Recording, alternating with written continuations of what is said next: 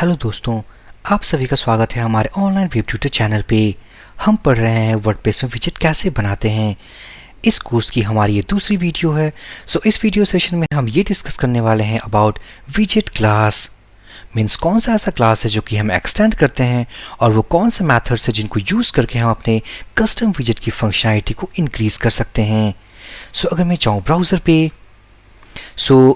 इस अपीयरेंस के अंदर हमारे पास जो विजेट सेक्शन है, जैसा कि हमने डिस्कस किया था अपने प्रीवियस वीडियो में कि ये वो अवेलेबल विजेट्स हैं हमारे लेफ्ट हैंड साइड में जो कि वर्डप्रेस बाय डिफ़ॉल्ट प्रोवाइड करती है। सबसे पहले हमें कस्टम विजेट को डेवलप करने के पहले हमें इस अवेलेबल विजेट्स की आर्किटेक्चर को समझना होगा। सबसे पहले मैं जाऊंगा अपने WP फोल्डर पे। ये रहा हमारा WP-विजेट फोल्डर। इस फोल्डर के अंदर हमारे पास 3 फोल्डर्स हैं और ये 3 फोल्डर्स वो फोल्डर्स हैं जब कि हम वर्डप्रेस इंस्टॉल करते हैं तो बाय डिफ़ॉल्ट ये फोल्डर्स इंस्टॉल होते हैं। WP एडमिन फोल्डर ये रिस्पॉन्सिबल होता है हमारे एडमिन पैनल के लिए। WP content for themes plugins, ये हमारे थीम्स प्लगइन्स और अपलोड्स की रिस्पॉन्सिबिलिटी होता है। साथ ही साथ WP इंक्लूड्स, इस फोल्डर में वो सारे कोर फाइल्स इंस्टॉल्ड होते हैं जिसको यूज़ करके हम वर्डप्रेस क्लासेस, वर्डप्रेस डेटाबेस, साथ ही साथ वर्डप्रेस फंक्शंस को यूज़ करते हैं। अगर मैं जाऊंगा WP इंक्लूड्स के अंदर, इसके अंदर हम देख सकते हैं हमारे पास एक विजेट्स नाम का फोल्डर है। अगर मैं क्लिक करूं इसके अंदर ये वो सारे फाइल्स हैं जिन फाइल्स के through WordPress by default in available widgets को रजिस्टर करता है। अगर मैं बात करूं इस आर्काइव्स की, अगर मैं इस आर्काइव्स के विजेट को फाउंड करूं यहाँ पर, ये रही विजेट क्लास WP विजेट -archives.php। ये वो क्लास फाइल है। ये क्लास फाइल को वर्डप्रेस इंस्टॉल करके इस विजेट को रजिस्टर करता है। अगर मैं इस फाइल को ओपन करूं, ये रही हमारी सबलम एडिटर जहां पर मैंने उस फोल्डर को इंपोर्ट किया हुआ है। मैं जाऊंगा WP इंक्लूड्स के अंदर, विजेट्स के अंदर, और ये रही वो फाइल क्लास WP विजेट -archives.php। अगर हम इस फाइल को देखेंगे हमारे पास एक क्लास है।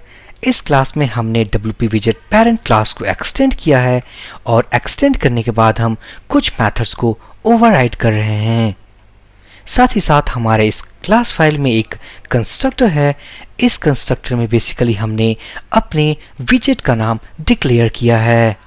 अगर मैं इसका नाम चेंज करता हूं, अगर मैं कहूं आर्काइव्स OWT, सेव करूं, रिलोड दिस पेज, तो आप देख सकते हैं हमारी आर्काइव्स का नाम अपडेट हो चुका है, कॉल आर्काइव्स OWT।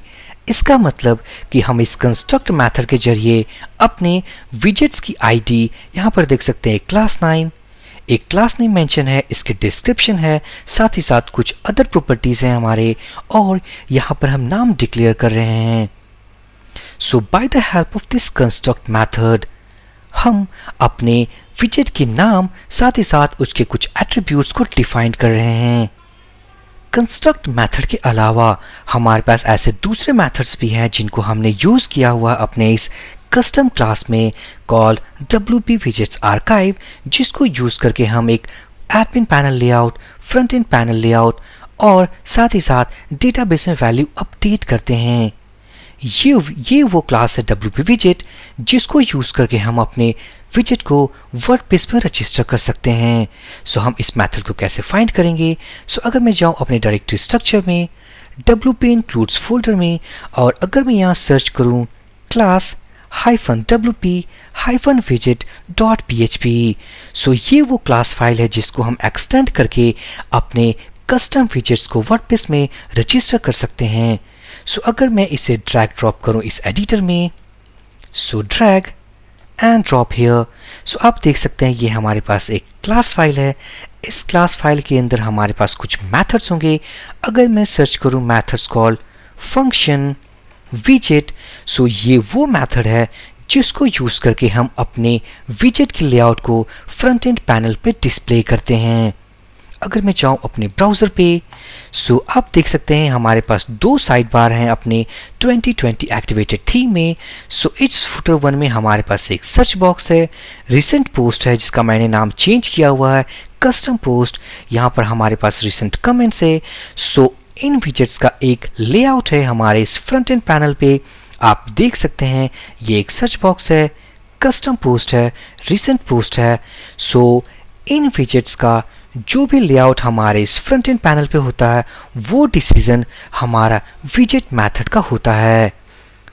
साथ ही साथ अगर मैं सर्च करूं फंक्शन फॉर्म, ये वो मेथड है जिसको यूज करने के बाद हम अपने विजेट के लेआउट को एडमिन पैनल पे डिक्लेयर करते हैं।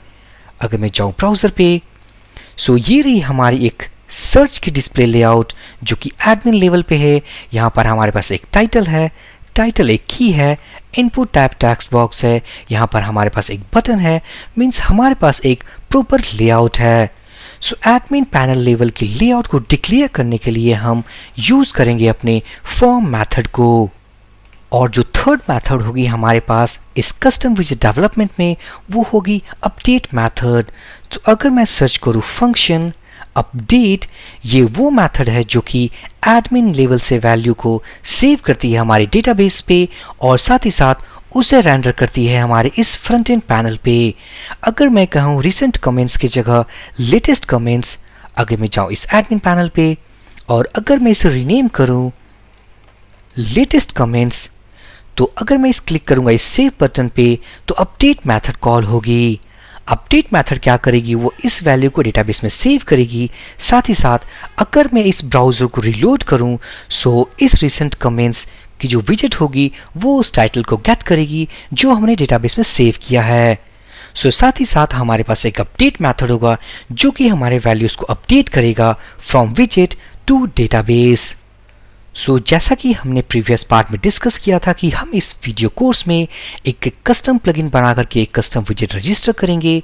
सो उसके लिए हमें अपने इस क्लास को एक्सटेंड करना होगा कॉल WP विजेट और इसके मेथड्स लाइक विजेट, फॉर्म, अपडेट तीनों को ओवरराइड करके हमें अपने कस्टम विजेट के फंक्शनैलिटी को इंक्रीज करना होगा। अगर हमें एडमिन पैनल पे लेआउट देना है सो हमें फॉर्म मेथड यूज करनी होगी। अगर हमें अपने कस्टम विजेट के लेआउट को फ्रंट एंड पैनल पे देना है सो हमें यूज करना होगा विजेट मेथड। साथ ही साथ अगर हमने अपने वैल्यूज को डेटाबेस में सेव करना होगा सो उसके लिए हम यूज करेंगे अपडेट मेथड। सो अगर मैं जाऊंगा अपने डायरेक्टरी स्ट्रक्चर में इस विजेट्स फोल्डर में, सो ये वो विजेट्स हैं गाइस जो कि वर्डप्रेस बाय डिफॉल्ट प्रोवाइड करती है। लाइक हम यहाँ देख सकते हैं कॉल्ड nav मेन्यू विजेट, WP विजेट, archives, calendar, categories, custom HTML। जितने भी विजेट हम वहाँ पर देखेंगे वो सारे विजेट्स बाय डिफॉल्ट यहाँ पर अवेलेबल होंगे like audio, calendar, categories, custom HTML। अगर मैं सर्च करूँ इस रिसेंट पोस्ट को, जाओ यहाँ पर, सो इस फाइल टेम्पलेट्स में ये रहा हमारा क्लास WP विजेट -recent comments.php। सो इसी तरीके से गाइज हम एक प्लगइन डेवलप करने वाले हैं। सो मैं जाऊंगा अपने WP कंटेंट फोल्डर के अंदर, इसके अंदर जाऊंगा मैं प्लगइन्स फोल्डर के अंदर। साथ ही साथ अगर मैं यहाँ पर एक फोल्डर क्रिएट करूँ और नाम रखूँ कॉल्ड OWT-WP विजेट।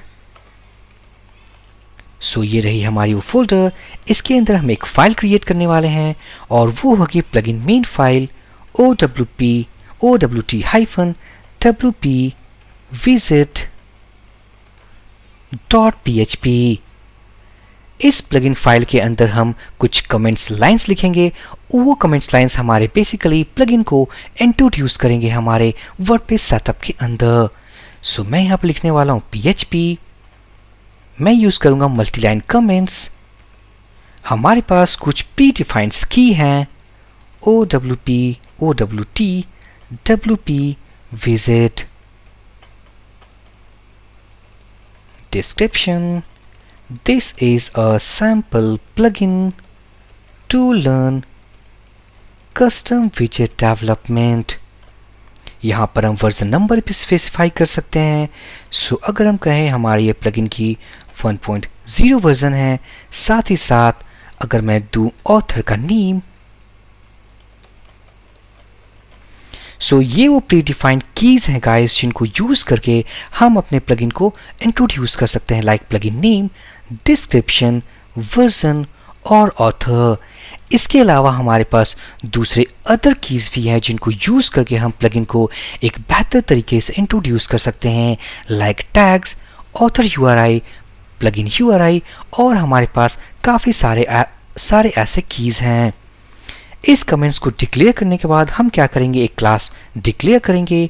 सो OWT WP विजिट, और इस क्लास को हम एक्सटेंड करेंगे जैसा कि हमने डिस्कस किया हुआ है कि कोई भी अगर कस्टम विजेट बनाना हुआ हमारे वर्डप्रेस सेटअप में, सो इस क्लास को एक्सटेंड करना होगा।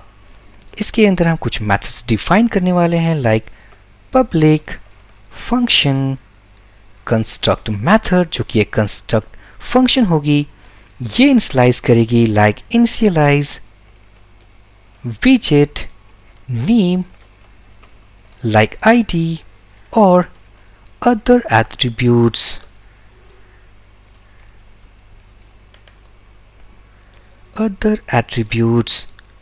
साथ ही साथ हम इस क्लास में जो मेथड को ओवरराइड करने वाले हैं फॉर एडमिन पैनल लेआउट, वो होगी हमारी फॉर्म मेथड।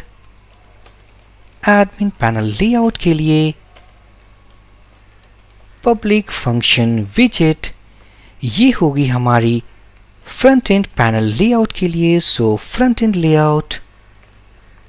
और जो नेक्स्ट मेथड होगी हमारे पास वो होगी अपडेट मेथड, जो कि वैल्यू को सेव करेगी हमारे विजेट से डेटाबेस में और वो हेल्प करेगी हमारे अपडेटेड वैल्यूज को रेंडर करने के लिए।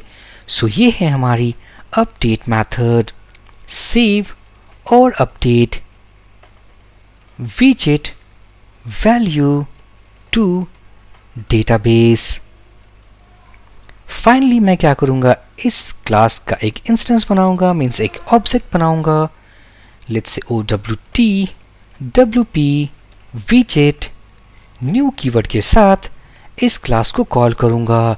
सो जैसे ही मैंने इसका एक ऑब्जेक्ट बनाया, ये अपने कंस्ट्रक्टर को कॉल करेगा और ये रही हमारी कंस्ट्रक्टर। इस कंस्ट्रक्टर के अंदर फ्रॉम नेक्स्ट वीडियो हम अपने लाइक विजेट्स नेम, इसकी आईडी और अदर एट्रीब्यूट्स को डिक्लेयर करने वाले हैं।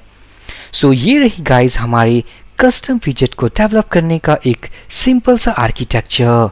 सो इस वीडियो सेशन में गाइस आपको कहीं भी दिक्कत आए, प्लीज आप कमेंट ड्रॉप कर दो। So for this video session guys, thank you for watching and have a great day.